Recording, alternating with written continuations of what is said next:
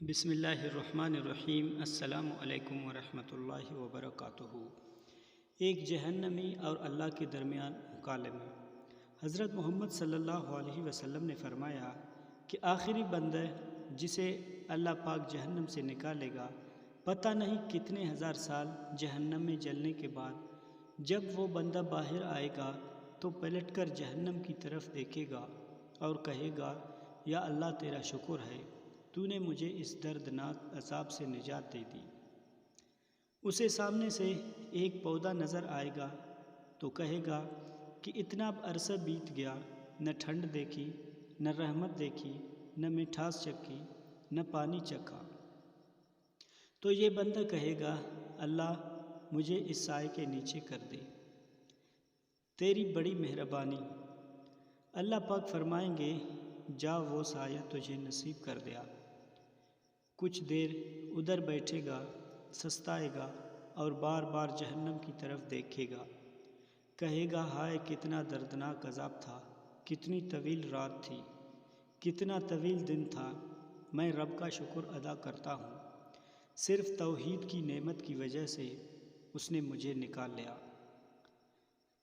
پھر وہ سامنے ایک اور درخت کی طرف نظر جائے گی جو اس پودے سے کافی بڑا ہوگا، تو کہے گا، اللہ ایک تجھ سے اور مطالبہ کرتا ہوں، آج کے بعد کوئی مطالبہ نہیں کروں گا۔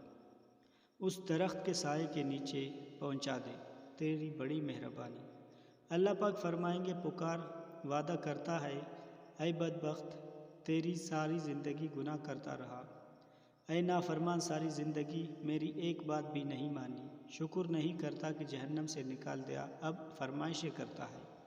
تو کہے گا، اللہ بس یہ آخری درخواست ہے، تیری عزت کی قسم، اس کے بعد کوئی مطالبہ نہیں کروں گا، بس اس درخت کے نیچے پہنچا دے۔ اللہ پاک فرمائیں گے، جا تجھے نصیب کیا۔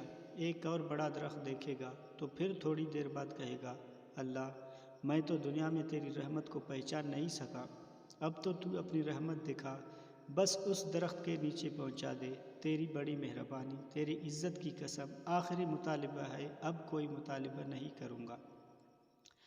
اللہ پاک فرمائے گا، اتنا بڑا نافرمان مجرم آدمی، پھر فرمائشیں شروع کر دی ہے، شکر نہیں کرتا کہ جہنم سے نکال دیا ہے، تو کہے گا، یا اللہ تیری عزت کی قسم، بس اب نہیں کہوں گا، یہ آخری مطالبہ ہے۔ تو اللہ پاک فرمائیں گے، جا تجھے نصیب کیا۔ متعدد بار اس طرح کرے گا اور ایک درخت کے نیچے جا کر بیٹھے گا۔ تھوڑی دیر وہاں بیٹھنے کے بعد اسے جنت میں ایک مقام نظر آئے گا، اسے دیکھے گا تو حقیر ہو جائے گا، لیکن دل میں خیال آئے گا کہ اب اگر مانگا تو کہیں اللہ دوبارہ جہنم میں نہ بھیج دے، لہٰذا چپ کر کے بیٹھا رہا، لیکن اندر دل ہی دل میں ابال اٹھیں گے کہ مانگوں، لیکن ڈر سے مانگنے کا نہیں۔ اتنی دفعہ قسمیں کھائی، توڑ دی، کہیں اللہ دوبارہ جہنم میں مجھے نہ بھیج دے، تو چپ کر کے بیٹھا رہے گا۔ اب اللہ تو اندر کے بھید بھی جانتا ہے۔ تھوڑی دیر کے بعد اللہ کہے گا، مانگ کیوں نہیں رہے مجھ سے؟ تو کہے گا، یا اللہ میں نے اتنا مانگا، اب مانگتے مجھے شرم آتی ہے، تیری اتنی دفعہ قسمیں توڑی ہیں، اب تیری قسم توڑتے مجھے شرم آتی ہے۔ تو اللہ پاک کہیں گے کہ لگتا ہے تو نے مجھے سمجھا ہی نہیں، اے میرے نافرمان بندے، جس نے مجھے پوری زندگی خوش کرنے کا ایک کام بھی نہیں کیا۔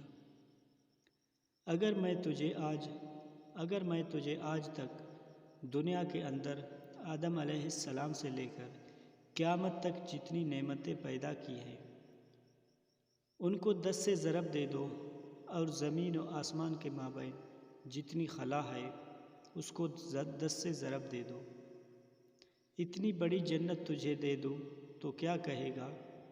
تو اس بندے کے منہ سے بے اختیار نکل پڑے گا، یا اللہ میں اتنا بڑا گنہگار ہوں اور تو رب ہو کہ میرے ساتھ مذاق تو نہ کر۔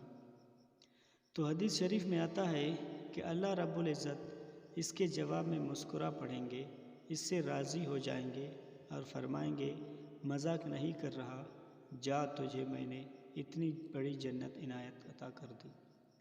اللہ تبارک و تعالیٰ سے دعا ہے کہ ہمیں تمام مسلمانوں کو جنت الفردوس میں اعلیٰ مقام عطا فرمائے۔ آمین ثم آمین۔